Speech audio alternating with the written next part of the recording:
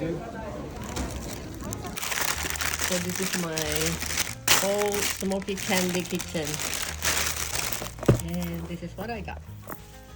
Caramel. I make my own caramel at home. But, of course, who doesn't like to have, you know, something like this, a classic. And my coffee from our hotel. So, what I like about this is that's why I don't want to buy those individual ones. Like that.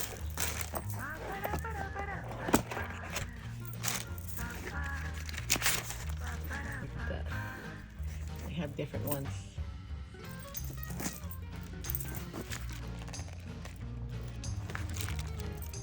This is gonna be my first one. What do you see? So good.